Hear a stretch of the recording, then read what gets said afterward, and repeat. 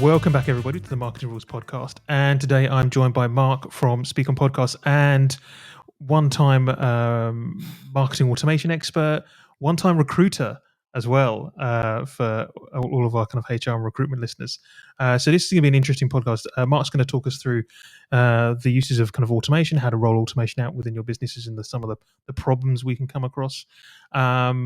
We'll hopefully pick up on maybe one or two examples on how we can do that and how you can't do it. But Mark, it's a pleasure to have you on the podcast. Thank you, James. For the people who might have never come across you or don't know necessarily who you are, maybe you could give us a little bit about your kind of background. It would be interesting to hear a little bit about your kind of recruitment background as well. Mm-hmm.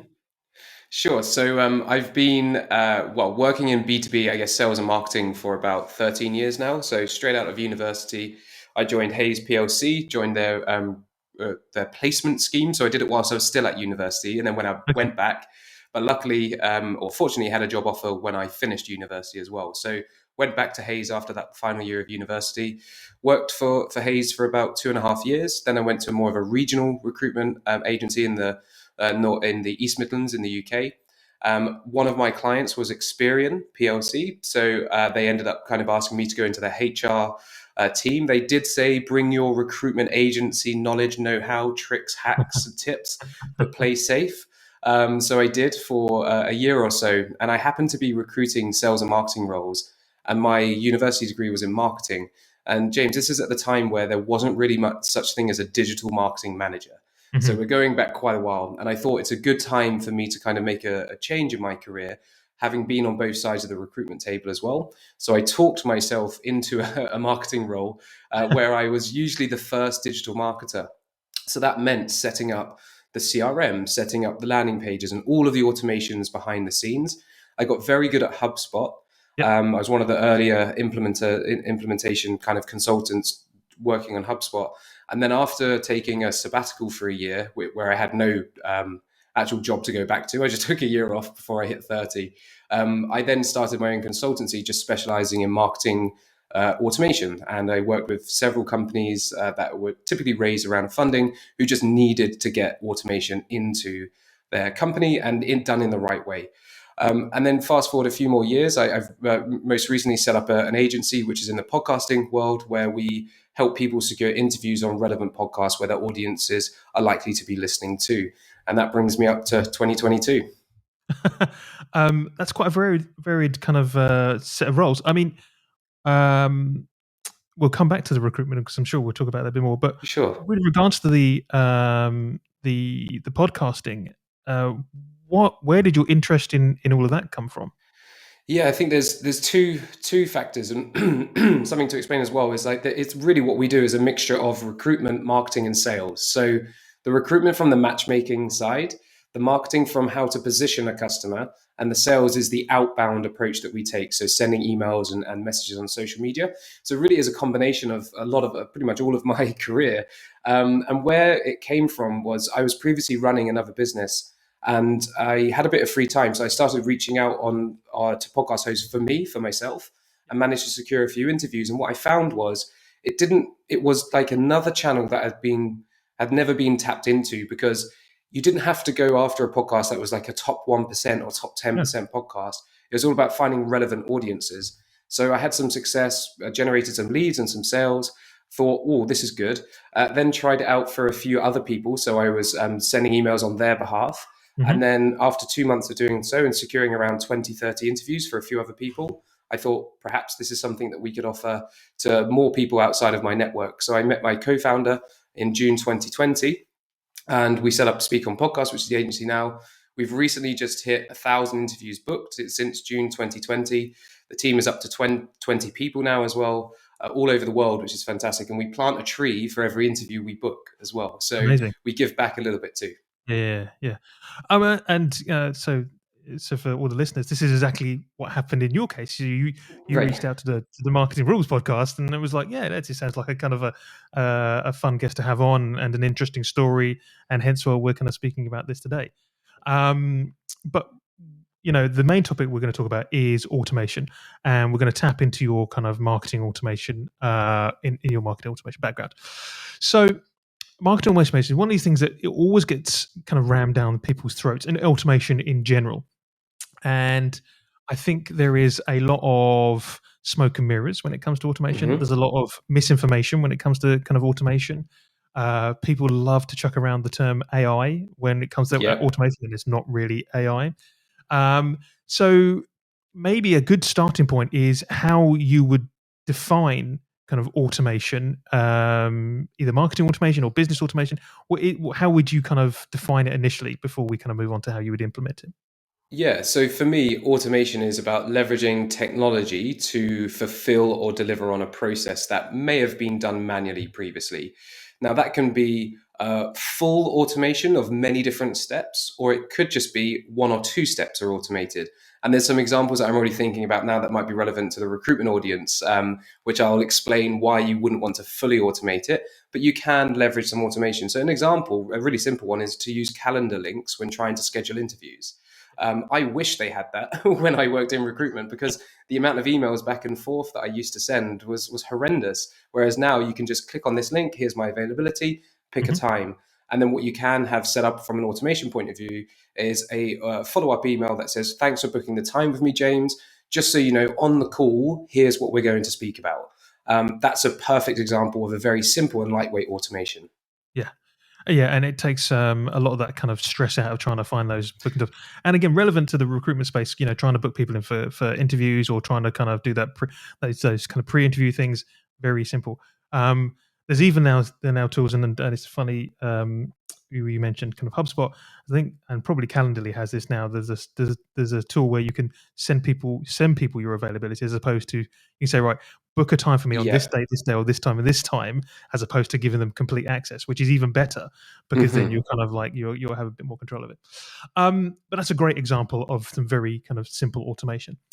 But as you've already alluded to, is sometimes you don't need to go the whole way. Not all processes need automating, and some processes very very much need some kind of automation in them in this day. So how do you determine which processes are ready to be automated? Sure. That's a really great question. And what I like to start with is just kind of setting the scene of what makes up an automation. And there's typically three main steps. There's what's known as a trigger. So something has to happen. And then Hmm. usually, but this is optional, there's a condition. So if this, then that statement. And that logic is allowing you to point the automation into different directions. So, for example, if somebody books a call on my Calendly link, I've got lots of different Calendly links, some for podcast interviews, some for sales calls, some for interviewing candidates. So I could have a condition in there that says, if it's for a candidate interview, then there needs to be an action. So you have trigger, condition, and action. And based on those conditions, you can set other automations to happen as well. So a really simple example from a sales point of view, if somebody books a strategy call on my Calendly link, I've got an automation in the background that looks for anybody booking a Calendly call. Then they're looking for, does it contain the word strategy? Hmm. And then if it does, send an automatic email from my own Gmail account saying, hey James, thanks for booking the call, really looking forward to speaking with you soon. Here's a GIF I recorded just for you, and the GIF is me on a golf buggy that I recorded a few years ago. And I only like to play golf because I can go and get the golf buggy and drive it around a bit too fast. But I do a little skid. I put my thumbs up, and then on the GIF it says "You're awesome." So it's just a tiny little differentiator, which is a pattern interrupt for what people are expecting. But that's a very different action than what it would be if it was somebody booking on my link for a candidate interview. So hopefully that makes sense to kind of set the scene. Yeah. Yeah. Yeah. Where people go wrong with setting up automations is that they try and automate the entire process, or they automate a process that hasn't been proven to work. So I remember a customer asked me, Mark, can you set up a 12-month nurture sequence for sales? And I was like, sure, give me 5 minutes. And I set up the sequence in 5 minutes. And then I said to the customers, like, can you give me the content that needs to go in this nurture sequence? And they were like, what do you mean? So I think we sometimes forget, like when it comes to marketing, a lot of the automation is about distributing content most of the time. So if it's like external facing, and then a lot of the automations on internally is more about the processes and efficiencies as well.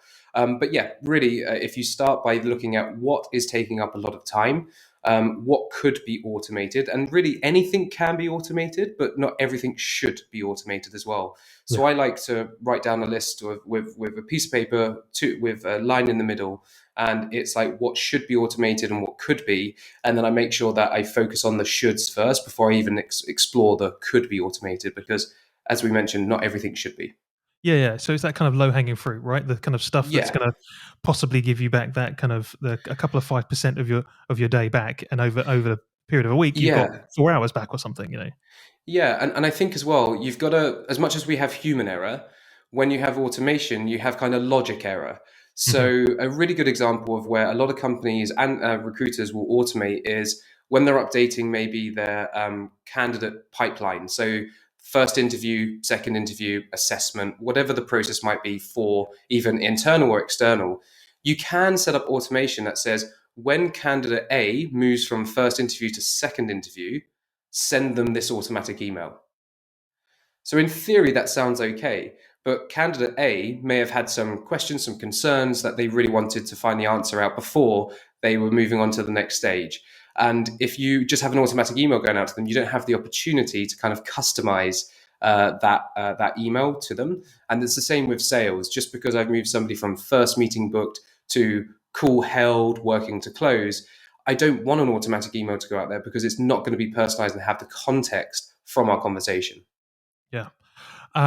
So that's a really good kind of example of a potential kind of common mistake that might be made. What are the other things you think are kind of mistakes that on pitfalls that we don't want to fall into? Yeah, so going back to one of the points I made before is trying to automate everything without knowing that it works for your business. So, if especially if you're new or it's a newer business and you haven't been in business for over a year or 2 years to see what the cycles are, you'll make assumptions on the data that you have, which don't necessarily reflect what the true outcome or the true data would be. So, yeah, if you automate everything because you're just trying to save time and be efficient, you might be automating the wrong things. So, I think it really is about looking at that 80-20 and working out which bit to automate versus what does a human automation does a human need to have a look at first. Um, and I'm kind of following on from that.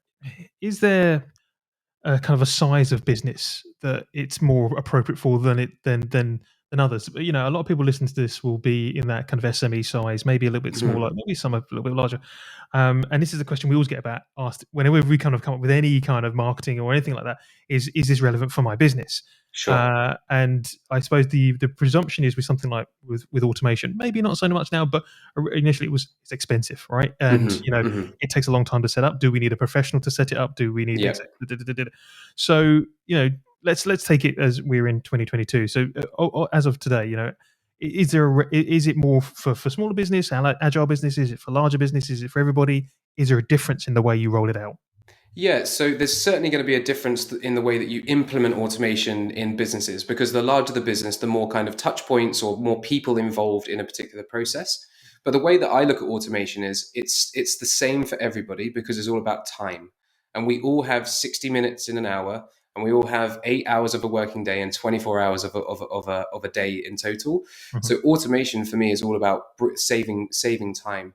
So an example of, so I'm a small business and I've worked with larger businesses as well. The automation I'm going to describe now is relevant for a sales rep in a 3,000 or 50,000 size company versus the solo sales rep or the founder or CEO of their own agency. So when somebody books a call with me on for a sales call, in the background, a notification gets sent to Slack so the team can see that a Mhm. sales call has been booked in. They get that email that I mentioned before with the GIF. A deal is created in my CRM. In I use HubSpot at the moment, and then finally, their name, their email address, the time and date is then added to a document which I have the script for the sales call in, where I'll make my notes on that call.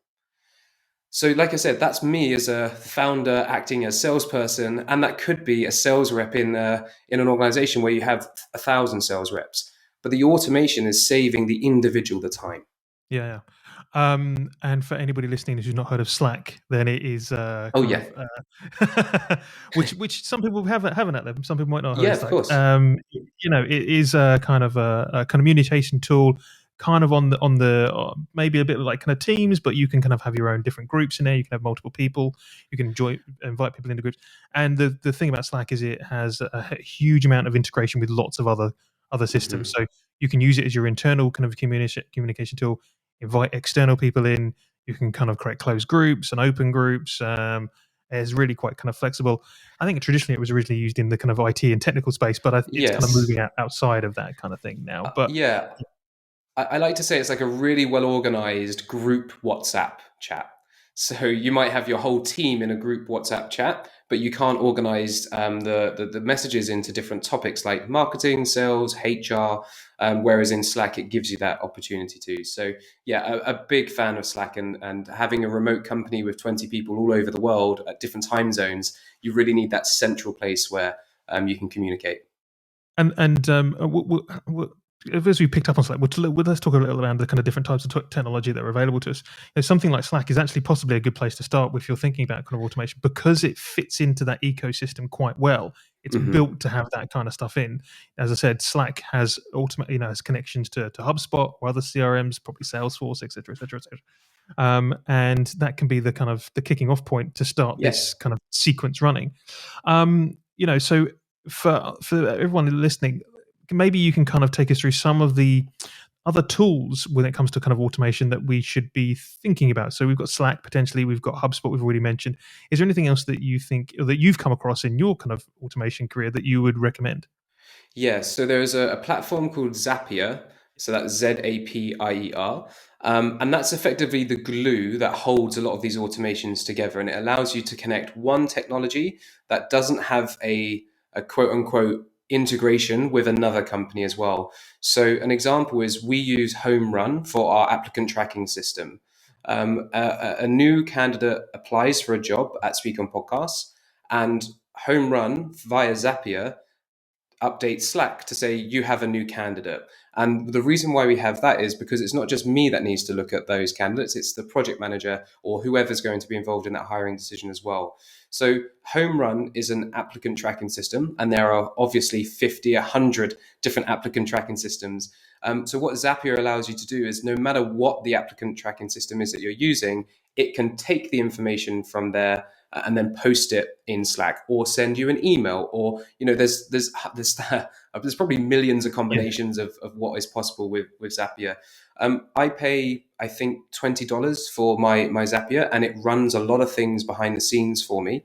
Um, The thing another about t- the thing about Zapier as well, just kind of is that it's kind of idiot proof, right? It is built mm, that you don't have to have any real kind of technical expertise to do yeah, what should be quite a technical kind of thing. It just says, right, you want to connect these two things together. You want this is the fields you want to take out. This is the fields yeah, you want to populate, pretty much, or this is what it to do.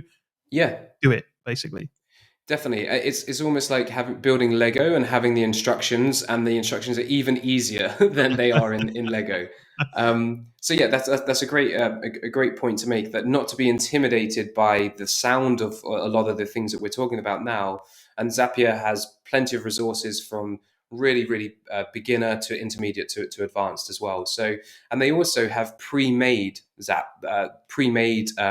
recipes, I think they call them as well. Yeah. So definitely encourage checking out Zapier. Yeah, yeah.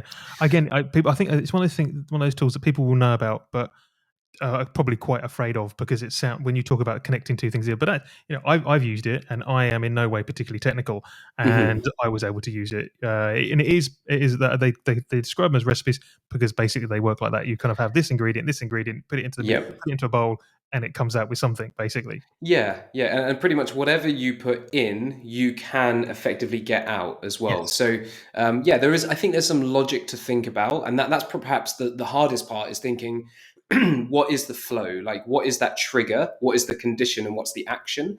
And that's how I've been. That's how I simplify automations by thinking trigger, condition, action, Yeah. and that way it starts to simplify the process of building out some And automations. that's quite a succinct way of thinking about it, actually, and hopefully something that kind of the listeners can kind of can latch onto, because again, as I said, automation could become a little bit kind of frightening if you don't know. But if you think about it in those kind of three terms, I think that's great. So, any other kind of technology that we should be looking out for? Yeah, so I've mentioned that you shouldn't automate everything because there's a level of human interaction or context that needs to happen. So my secret weapon when it comes to automation is forms. So this could be a Google form, which is a free form builder, or you could use Typeform, which is paid. There's lots of different form options out there. But why I like forms is it's because a human can control the input. And what I mean by that is if I have if so when a new customer signs up with Speak on Podcasts, and I'm given the example, so and Yeah, of I'll say course. the whole process. A new customer signs up. My customer success manager needs to know about it. Our onboarding manager needs to know about that, and also our project manager needs to know so that they can assign the appropriate resources internally for that new customer. However, there are things that change all the time with the customers. Sometimes they want more podcasts. Sometimes they want less podcasts in a shorter period of time. So what I've created is a form that I fill in because I'm the one that has this information. I'm the bottleneck in this process.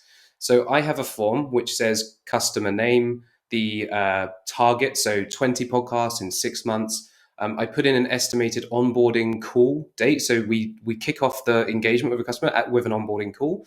So usually I've got some understanding of when that will be, but they haven't booked the call yet. So I'll say from the 26th of January, for example, or from the 1st of February.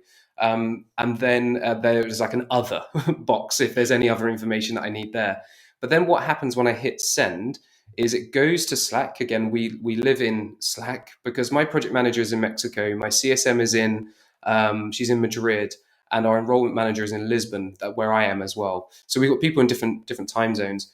But what happens is a message in Slack goes to tag the customer success manager and says, please send this welcome email to the customer. And there's a link to a template. So it removes any sort of thinking that she needs to do. To the project manager, we need to assign a booking agent to this customer. Usually the other category is I'll say this is a very similar campaign to customer A and customer Z. Mhm. And so with that information, my project manager can go, okay, who managed customer A and Z? And maybe that booking agent is free. And then for the onboarding manager, that means that he can get things ready for that onboarding call. And then to take it a step further, I added this in after. So this is a really important thing to think about, James. So you can start basic and then start adding things in. So I then spoke to my project manager and I said, well, what do you do when a new customer signs up? And he needs to create folders in Google Drive. He needs to create documents for reporting. He needs to create a channel in Slack, so like a group category in Yep. Slack. So I managed to automate the majority of these processes based on the input from the form. Mhm. And that's why forms are such a secret weapon, because there's context, there's things that can change every time, and you can control that context and then trigger the automations after. Yeah. It's interesting. With regards to the automation we've been talking about, kind of currently, it's very much internally process focused. It is very much how to kind of speed up what we do internally and give us some more time. Obviously, the other side of this is kind of the outward facing stuff. So things like the kind of chat bots and Yep. kind of these kinds of things, which is becoming more and more prevalent. I think most people are kind of getting used to the fact that there's a chat bot there, whether it's on Facebook Messenger or on the website or whatever else that might be. What's your kind of experience with that type of kind of automation? Yeah, I love it. So I think that, yeah, there's definitely internal and then there's the external type of automation. So one that is a very easy one to implement and just experiment with is if you're sending a newsletter out to your customers or potential prospects or your leads, whoever you're sending a newsletter out to, the likelihood is that 100% of people that you send it out to aren't going to open that newsletter when you send it to them. That's fact. I think not many companies can boast and say they get 100% open rates. But you can set an automation, and I won't talk specifically about the email marketing tools that you can use, but most of them have the same feature, Mhm. which says if the email hasn't been open, then send the email again in 2 days' time. So that's a really good example, and actually that's like a quite a well-known tactic for increasing open rates in your newsletter, in your email marketing Yep. is, and it's because, I get so many emails in my promotions folder or my updates folder that I don't have time to see them all. But sometimes I get a nudge to say, hey, Mark, in case you missed it, ... and then I'll look at that email. So that's one example there. Yeah. I think that kind of email sequencing, I think there is, we're getting more and more used to it. And sometimes it's used a bit like a kind of a blunt instrument and it's a bit kind of on the nose. But I think there are much more kind of subtle tactics that I've kind of noticed that changing up the format of the follow-up emails and things like that, moving from kind of pure HTML down to kind of plain text and Yeah. things like that. So it starts to look a bit more kind of personalized and things, or the other examples, I suppose, are good around if someone has clicked on a link in the email, you know what that link is, you know who the person is, so you can then maybe send them some more relevant content based on what they clicked on, and you kind of start that whole kind of nurture kind of process. With our audience, obviously they are all in kind of HR and staffing. One of the things that we pick up on a lot, obviously our audience use LinkedIn a lot. They're very big, they're big much, and one of the banes of all of our lives is kind of the automated kind of LinkedIn messages we get all the time. I'm sure you do as well. Is this something you advocate? Is this something you've kind of used? Is this kind of an area that you think we could be doing more of, less with, specific to kind of LinkedIn, let's say? Yeah, so my approach to anything outbound, so when we're talking about using a platform like LinkedIn or emails to send a message to somebody, ultimately we want to see if we can work with them and sell them a service, product, or tool. It's all about starting conversations. So for me, when I use automation, at the moment I'm not, but I have in the past, and I probably will again on LinkedIn, is I use automation to help me get to the first step of starting that conversation. What I don't do is connect. And James, within a minute, you've got a pitch from me telling you about how amazing I am and how you should work with my company. My approach is more, actually, I ran some experimentation with, do you send a connection request message or not? With a message, I got 51% acceptance rates. Without a message, I got 49% acceptance rates. So we're talking very, very marginal differences. However, the time it took me to write a personalized connection request was far greater than just sending out, clicking connect. So for me, what I will do is I'll connect without sending a message. And then for those who don't accept my connection request, I can then withdraw the connection request and write a more personalized one, because maybe that was why they didn't accept that connection. But if you use automation to speed up the process of you connecting with people, I think that's fine. Your first message to them is going to be key to the success of whether this strategy is working for you or not. Yeah, I agree. And that's a very marketing thing about the messaging that you're using, and that's where businesses like ours, etc., can help. Mark, it's been an absolute kind of pleasure talking to you today.